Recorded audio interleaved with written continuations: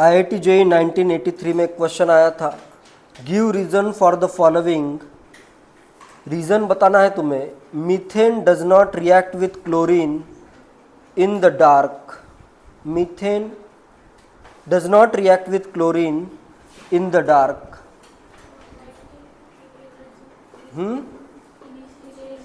Question ये है कि डार्क अगर है, डार्कनेस अगर है, तो मीथेन और क्लोरीन की रिएक्शन नहीं होती है। क्यों नहीं होती है?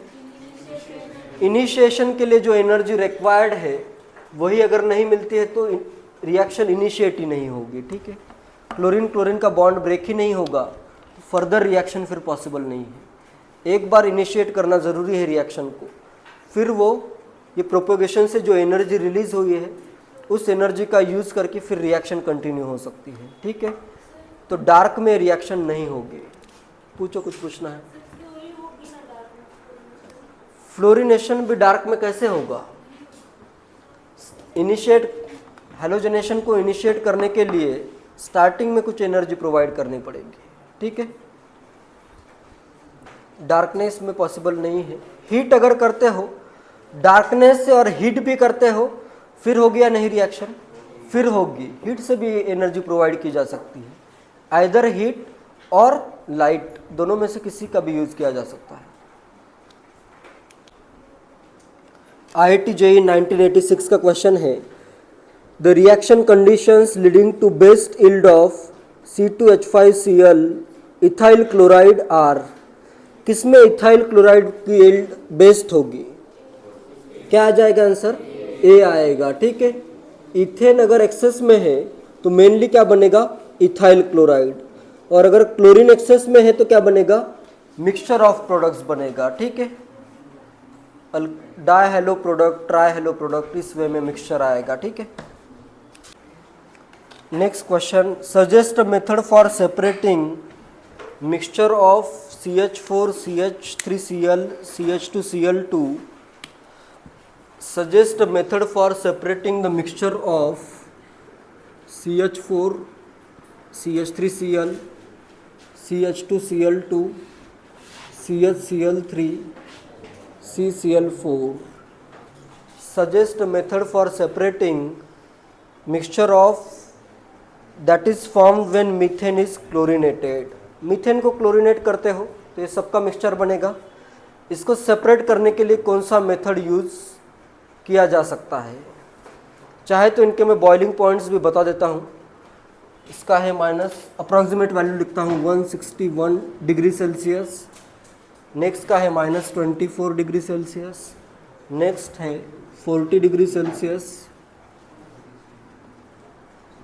CHCl3 का 61.2 degree Celsius.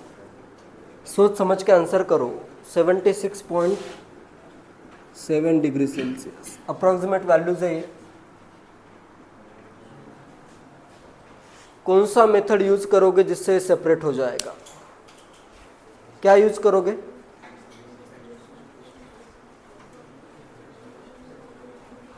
Simple distillation use करोगे क्या,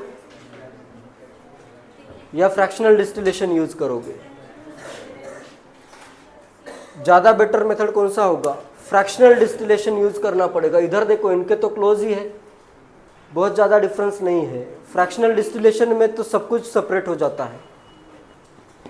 ऐसे अभी ये बिल्कुल ये ऐसे अगर तुम ये रखोगे कि जब तक डिफरेंस 20 से ज़्यादा नहीं आएगा तब तक मैं फ्रैक्शनल डिस्टिलेशन यूज़ करूँगा ही नहीं, तो ऐसे नहीं चलेगा।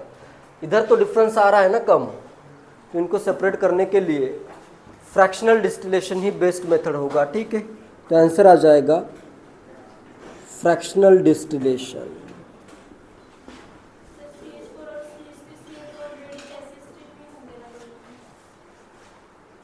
इसका मिक्सचर बनेगा तो गैसियस स्टेट में हाँ हो सकते हैं ये।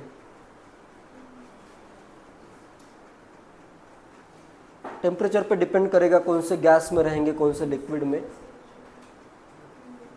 ठीक है, अगर टेम्परेचर मिक्सचर का 100 डिग्री सेल्सियस तक पहुंच गया है, एक्सोथर्मिक प्रोसेस है, टेम्परेचर बढ़ भी सकता है, सब गैसेस भी हो सकते हैं।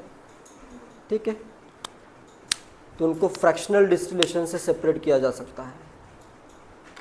टेम्परेचर कम करते जाओगे सबसे पहले CCl4 लिक्विफाई हो जाएगा, फिर ये लिक्विफाई होगा, लास्ट में CH4 बच जाएगा। ठीक है, क्वेश्चन है when pentane is heated to very high temperature radical reactions takes place that produce CH4, methane, ethane, propane, butane, ये सब बन रहा है। This type of change is called thermal cracking, इसको थर्मल क्रैकिंग भी कहा जाता है। Among the reactions that takes place are, किस किस टाइप की रिएक्शन हो रही है, सब रिएक्शंस पॉसिबल है। जैसे इधर कुछ ब्रेक हो रहा है, या कुछ किसी रेडिकल से कुछ नया रेडिकल फॉर्म हो रहा है, या कुछ रेडिकल कंबाइन होके डायमराइजेशन हो रहा है, इसको डायमराइजेशन भी कहा जाता है। दो रेडिकल अगर कंबाइन होते हैं तो उनको मैं डायमराइजेशन भी कह सकता हूँ। ठीक है, डायमराइजेशन ऑफ रेडिकल्स। कुछ रेडिकल ऐसे कंबाइन हो रहे हैं, तो इनमें तुम्हें क्या आंसर करना है, for which of this reactions, इन 6 रिएक्शन में से आंसर आएगा would you expect EA equal to 0, किस किस के लिए एक्टिवेशन एनर्जी 0 होगी, टू बी ग्रेटर दैन 0, किस किस के लिए एक्टिवेशन एनर्जी 0 से ज़्यादा होगी, 2 इक्वल टू डेल्टा H0, किस किस रिएक्शन में activation energy enthalpy of reaction के इक्वल होगी। क्या क्या आएगा आंसर बताओ। EA इक्वल टू 0, किसके लिए एक्टिवेशन एनर्जी 0 होगी, 4 और 6 में। इधर देखो कोई बॉन्ड ब्रेक नहीं हो रहा है, सिर्फ ये रेडिकल क्या हो गए, इथाइल रेडिकल है, दोनों कंबाइन हो गए हैं, तो इधर कोई भी एक्टिवेशन एनर्जी नहीं होगी, और इधर सिमिलरली 6th में भी नहीं होगी। तो इन दोनों रिएक्शन में एक्टिवेशन एनर्जी कितनी आएगी, 0 आएगी। ये सिंपली मैं ये कह सकता हूँ, जहाँ पे ऐसे रेडिकल टर्मिनेशन का प्रोसेस देखा था अपन ने, उसमें क्या आ रहा था, 0 एक्टिवेशन एनर्जी। तो फर्स्ट ए का आंसर आएगा 4 and 6। Next, to be greater than 0, किसके लिए एक्टिवेशन एनर्जी 0 से ज़्यादा होगी, 2 and 5 आंसर आएगा। किसके लिए एक्टिवेशन एनर्जी पॉजिटिव है, जिसके लिए एक्टिवेशन एनर्जी कभी भी निगेटिव हो सकती है क्या, एक्टिवेशन एनर्जी निगेटिव हो सकती है क्या, जनरली नहीं होगी ना। एक्टिवेशन एनर्जी का हिल ही रहता है। किसी भी रिएक्शन में ऐसे कर्व आया है क्या, एनर्जी कम होके बढ़ेगा, ऐसे कर्व नहीं आता है। इन एक्टिवेशन एनर्जी इज ऑलवेज इधर पॉजिटिव और 0। आंसर इसका क्या आ जाएगा, जिसमें 0 नहीं है उन सब रिएक्शन में एक्टिवेशन एनर्जी पॉजिटिव होगी। जहाँ पे भी बॉन्ड ब्रेक हो रहा है उन सब में क्या होगी, पॉजिटिव। इधर बॉन्ड ब्रेक हुआ या नहीं, ये तो डायरेक्टली इसी का बॉन्ड ब्रेक हो गया, ये वाला बॉन्ड। इसमें हाइड्रोजन का बॉन्ड ब्रेक हुआ और हाइड्रोजन का बॉन्ड इसके साथ फॉर्म हुआ, तो इसमें भी एक्टिवेशन एनर्जी लगेगी कुछ ना कुछ। तो इसका आंसर आएगा, ये दोनों छोड़ के बाकी सब आएंगे। 1 में होगा, 3 में होगा, 2 में भी होगा, 1, 2 और 5 में भी होगा। ठीक है, बाकी इन दोनों को छोड़ के सब में पॉजिटिव एक्टिवेशन एनर्जी आएगी। क्लियर है। And next, 2 equal to activation energy, expect EA to be equal to delta H0। क्या आएगा आंसर, जिसमें सिर्फ बॉन्ड ब्रेक हो रहे हैं उसके लिए क्या होगा, सिर्फ बॉन्ड अगर ब्रेक हुआ है, बॉन्ड अगर फॉर्म नहीं हुआ है तो EA is equal to delta H0 होगा।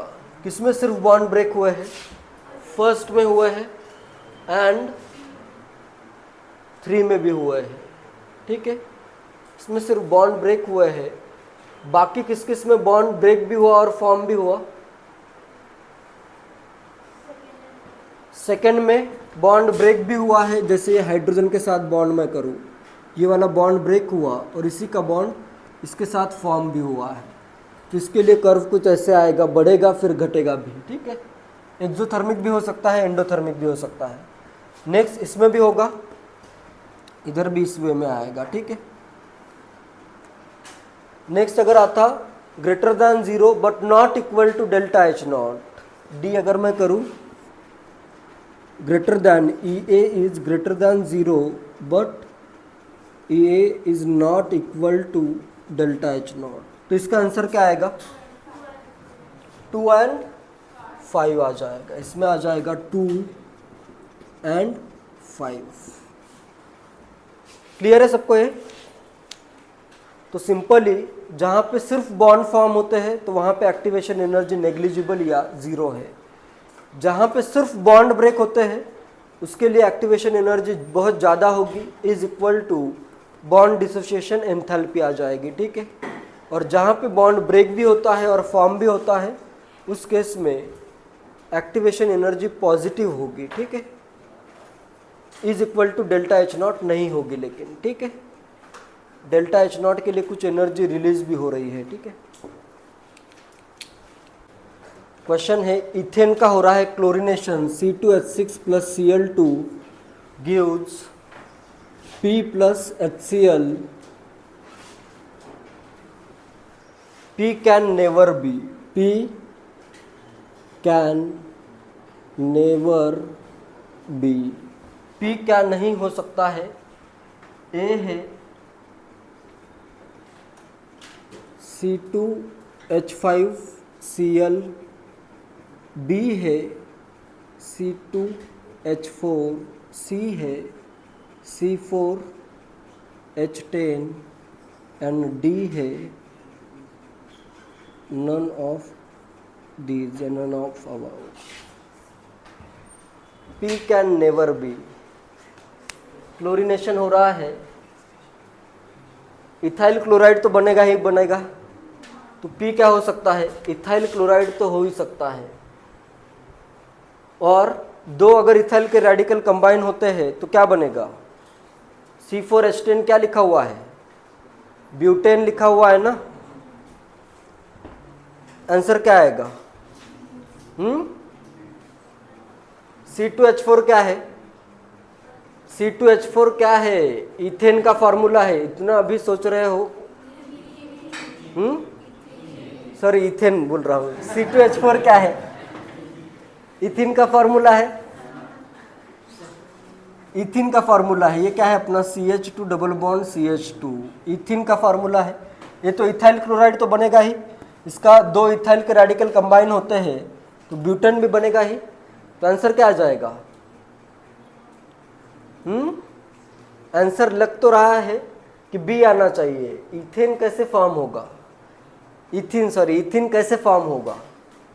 दिया है इधर इथिन, उससे इथेन कैसे फॉर्म होगा? हो सकता है क्या? कैसे हो सकता है? यहाँ पे देखो और एक रिएक्शन होती है, disproportionation of free radical. Disproportionation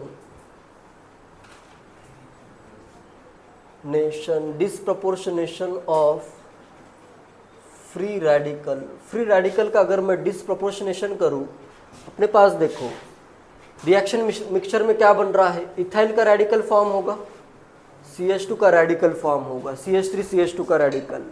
ये इथाइल रेडिकल अगर डिसप्रोपोर्शनेट होता है तो इधर CH3 CH2 रेडिकल दो करता हूँ, गिव्स एक तो बनेगा CH3 CH3। ये अगर CH3 CH3 बनता है तो नेक्स्ट क्या बनेगा? बैलेंस करने के लिए इसको क्या बनेगा? CH2 CH2, या इधर अगर मैं लिखूं C2H6 तो इधर क्या आएगा? C2H4। ये क्या है? C2H5 का रेडिकल है ना। इसको कहते हैं डिसप्रोपोर्शनेशन। इसको समझ भी लो। ठीक है, किस वे में होगा ये, इसका मैकेनिज्म भी बताता हूँ। एक लाइन का ही मैकेनिज्म है। एक मैं लेता हूँ इथाइल रेडिकल CH3 CH2 का रेडिकल, नेक्स्ट भी मैं लेता हूँ इथाइल का रेडिकल H CH2 CH2 का रेडिकल। नेक्स्ट मैं क्या करता हूँ, ये एक इलेक्ट्रॉन इसको देता हूँ, ये हाइड्रोजन का एक इलेक्ट्रॉन इधर, तो इधर क्या बन गया? ये इधर बॉन्ड बनेगा हाइड्रोजन के साथ, CH3 CH3 इथेन फॉर्म हो गया। एक इलेक्ट्रॉन इसका इधर एक इलेक्ट्रॉन इधर, यहाँ से एक इलेक्ट्रॉन, इधर से एक इलेक्ट्रॉन, यहाँ पे क्या आ जाएगा, पाई बॉन्ड आ जाएगा, जिससे फॉर्म होगा CH3 plus CH2 pi bond CH2। एक हाइड्रोजन एक से कम हुआ और दूसरे को एक हाइड्रोजन मिल गया है, तो ये रेडॉक्स रिएक्शन है। Loss of hydrogen is oxidation, gain of hydrogen is reduction. तो ये रेडॉक्स रिएक्शन हो रही है, तो इसको मैं क्या कह सकता हूँ, डिसप्रपोर्शनेशन ऑफ फ्री रेडिकल, जिससे ये भी फॉर्म होगा। तो अगर ये तीनों फॉर्म हो सकते हैं तो आंसर आ जाएगा नन ऑफ दिस। क्लियर है, ये पॉइंट को याद रखो। डिसप्रपोर्शनेशन का जैसे अगर और भी एग्जांपल मैं लूँ, बड़े रेडिकल में डिसप्रपोर्शनेशन और भी इजीली होता है। जैसे इधर मैं कर देता हूँ, इधर करता हूँ CH3 CH3 CH3, इसके डिसप्रपोर्शनेशन से क्या क्या फॉर्म होगा बताओ, बनाओ प्रोडक्ट। मैं बता ही देता हूँ, क्या करो, कहीं एक से हाइड्रोजन रिमूव कर दो, यहाँ से हाइड्रोजन इसको देता हूँ, या फिर मैकेनिज्म के साथ ही करता हूँ। ये एक रेडिकल है, दूसरा मैं कर देता हूँ इधर H CH2C, ये एक रेडिकल है, एक CH3 दूसरा CH3, इसका एक इलेक्ट्रॉन इधर से, ये हाइड्रोजन का बॉन्ड ब्रेक करता हूँ, एक इलेक्ट्रॉन इधर, ये एक इलेक्ट्रॉन इधर और ये एक इलेक्ट्रॉन। एक तो बनेगा अपना आइसोब्यूटेन, आइसोब्यूटेन बन गया एक, और एक बनेगा CH2 आएगा, इधर आएगा pi bond CH3 2 methyl propyne एक बन जाएगा। ठीक है, या आइसोब्यूटिलीन एक फॉर्म होगा, आइसोब्यूटेन एक फॉर्म होगा। तो इस वे में से डिसप्रपोर्शनेशन भी पॉसिबल है, ये भी ट्रेसेस में होता है बहुत ज़्यादा, मतलब ये भी रिएक्शन पॉसिबल है, तो याद रखो इसको। ठीक है।